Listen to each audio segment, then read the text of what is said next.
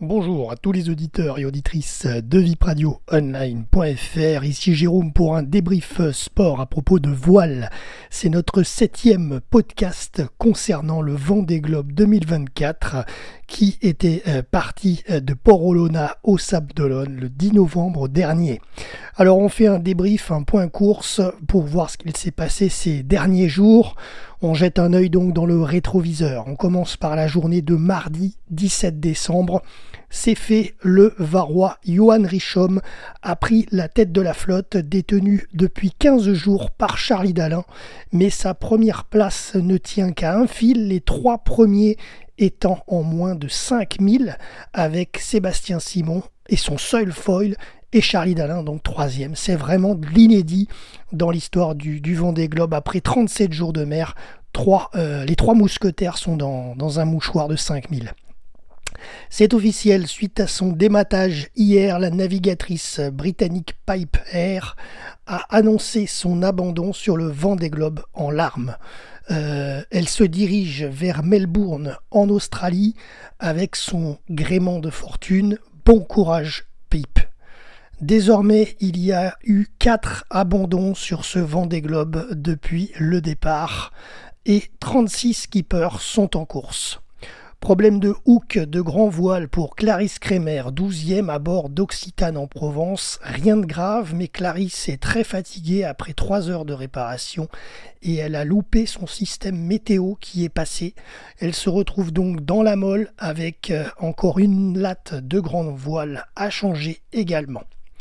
Paul Meillat, 8e, était à la recherche d'une petite fuite dans la soute de survie de son bateau. Il a trouvé l'origine et il va devoir intervenir avant que la situation s'aggrave.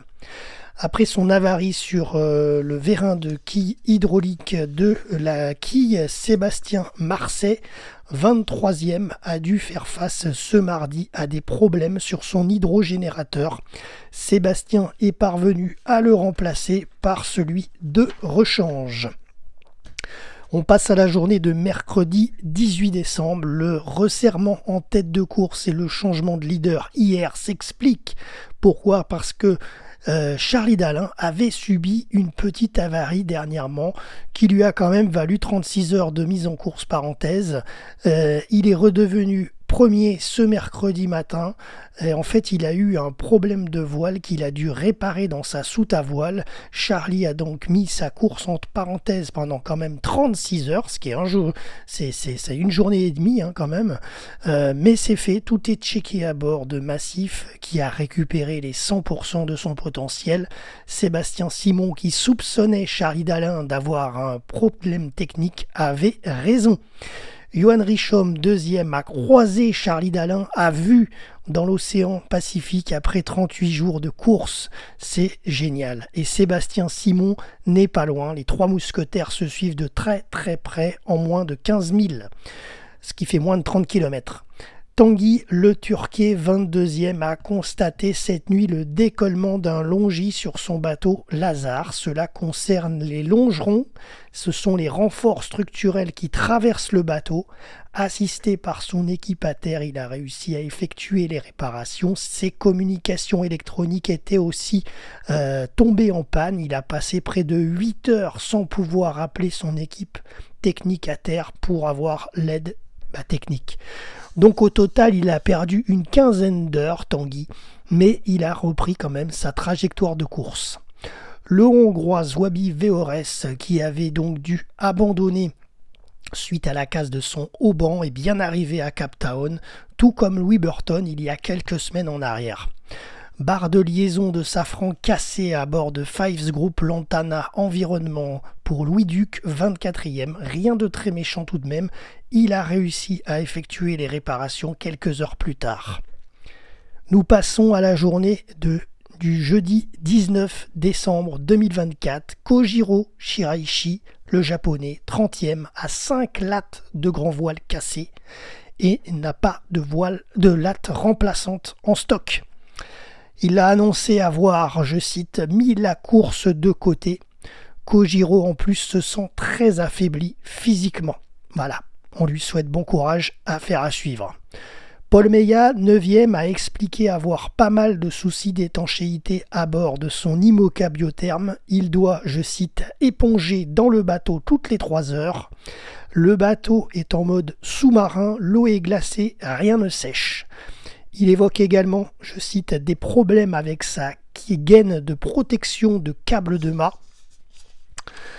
Un emmerde par jour, ça c'est, comme le disait à l'époque un célèbre Michel Desjoyaux, Michdej, eh bien ça équivaut, c'est la devise de Tanguy Le Turquet, 22e, son digne successeur. Depuis quelques semaines, il est habitué, Tanguy, à de nouveaux problèmes récurrents au quotidien, mais il arrive toujours à s'en sortir à chaque fois.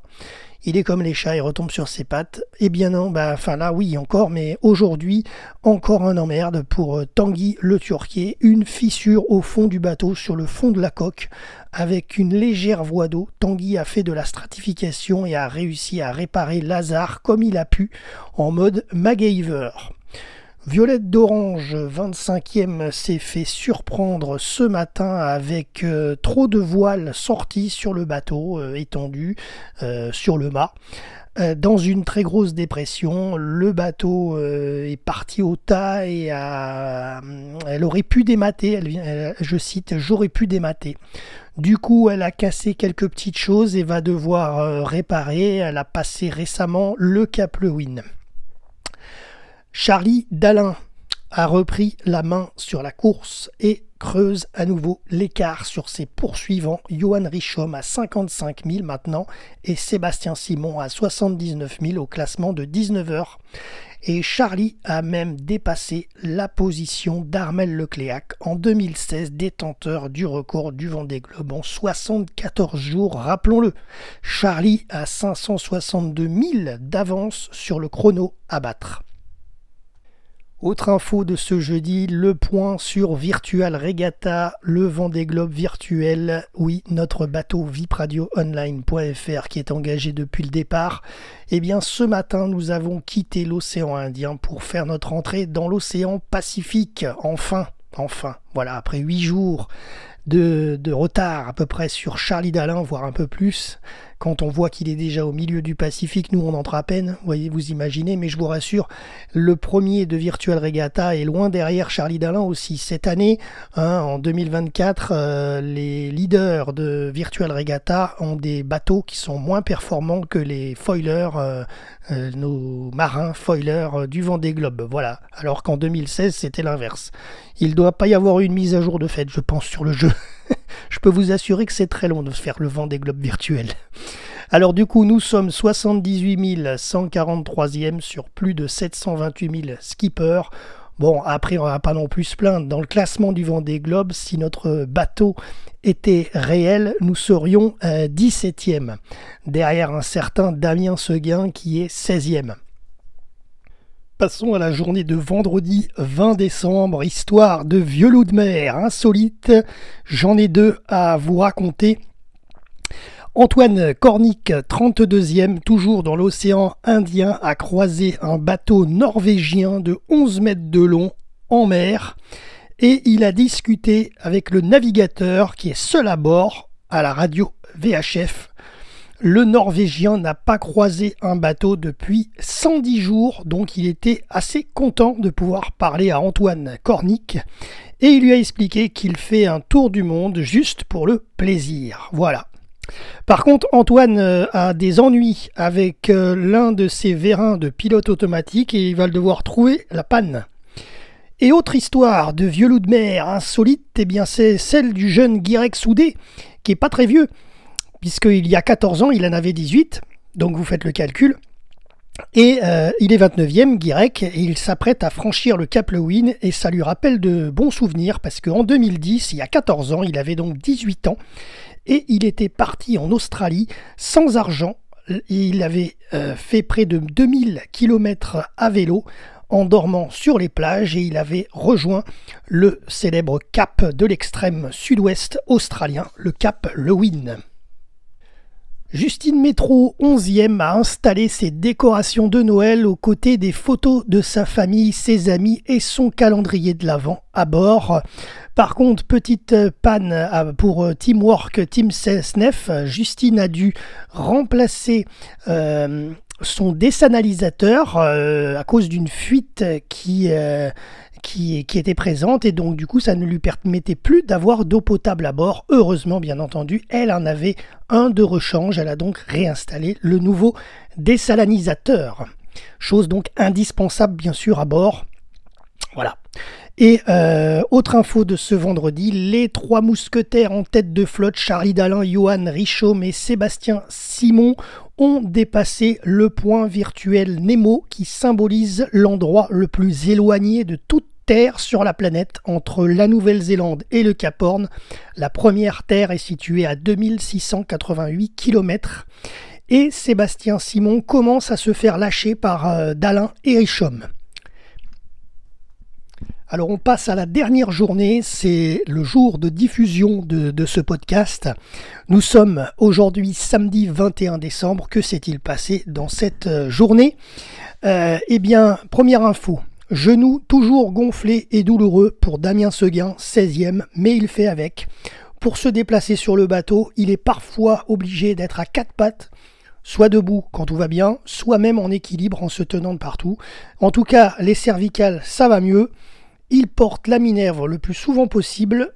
Ses réparations sont faites. Le bateau a retrouvé son étanchéité. Donc, Damien Seguin est à jour. Pénalité de 3 heures pour Antoine Cornic.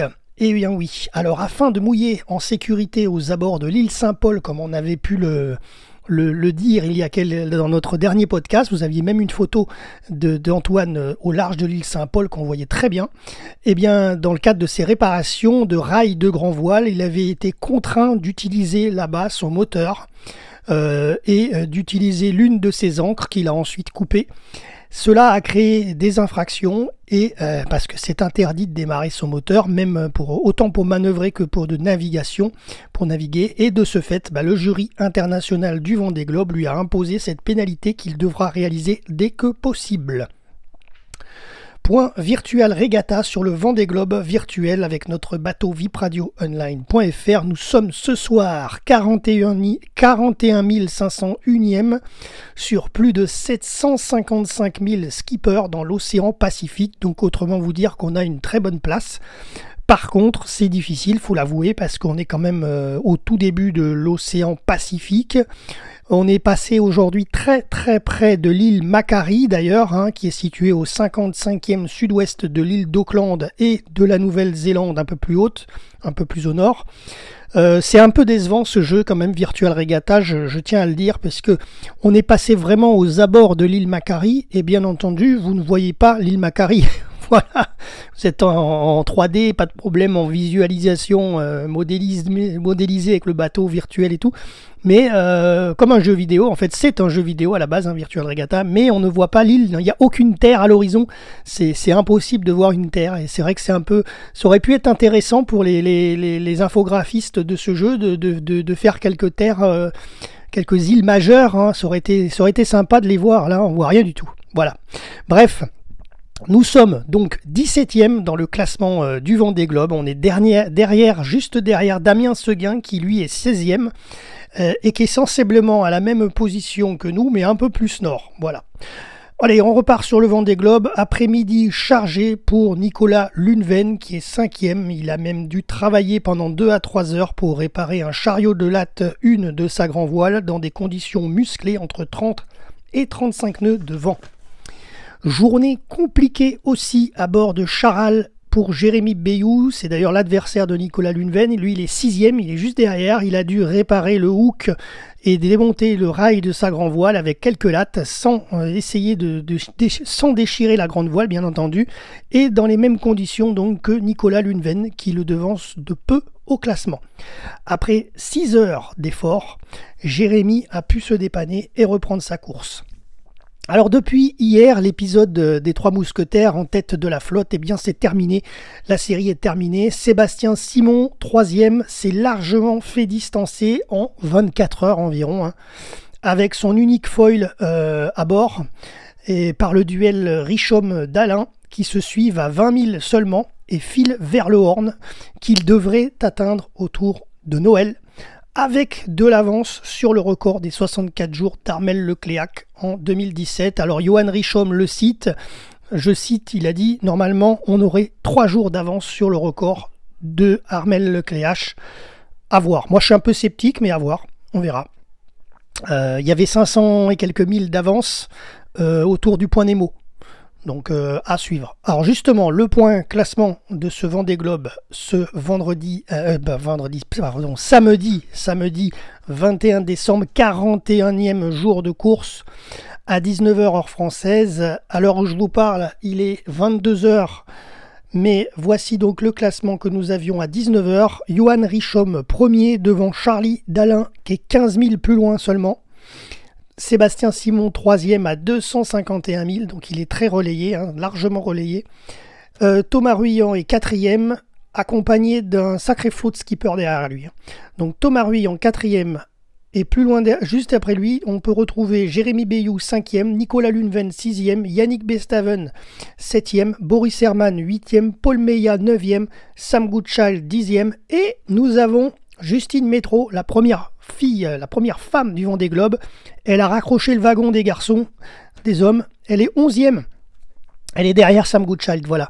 Bravo, parce qu'elle a réussi à les suivre. Parce que un peu plus loin, nous avons Clarisse Kremer et Samantha Davis, 12e et 13e, qui sont décrochés, qui ne les rattraperont pas pour l'instant. Le groupe des combien ils sont 1, 2, 3, 4, 5, 6, des 6, le groupe des 6, ouais. Même 7, ils sont 7. Voilà, et ensuite nous avons Benjamin Dutreux qui est 14e, un peu tout seul. Romain Athanasio, pareil, un peu tout seul, il est 15e parce qu'il était accompagné de Pip Air il y a quelques semaines, quelques jours en arrière, mais Pip Air, rappelons-le, elle a abandonné et là actuellement elle est au sud de l'Australie et elle essaye de rejoindre Melbourne. Voilà, donc Romain Athanasio un peu tout seul, et encore un peu tout seul, on a Damien Seguin qui est 16e, et un peu plus loin on a le clan Isabelle Joschke, et accompagné notamment de Jean Le Cam, 18e, qui est le premier nom des non-foilers sur les bateaux. Alors c'est pas une catégorie à part entière, mais enfin quand même un grand bravo à Jean Le Cam, qui un bateau sans foil, il est 18e. Et ensuite il y a d'autres skippers derrière Jean Le Cam jusqu'au 36e qui boucle la flotte. Et d'ailleurs celui qui boucle la flotte, ce n'est plus le Hongrois Veores puisqu'il a abandonné et il est maintenant à Capton, mais ça on l'avait déjà dit dans notre précédent podcast, c'est le Belge Denis Van Berg qui est 36e. Voilà, c'est la fin pour nos infos concernant le Vendée Globe 2024 en ce 7e podcast. C'était Jérôme pour vipradioonline.fr et à très bientôt pour un prochain débrief.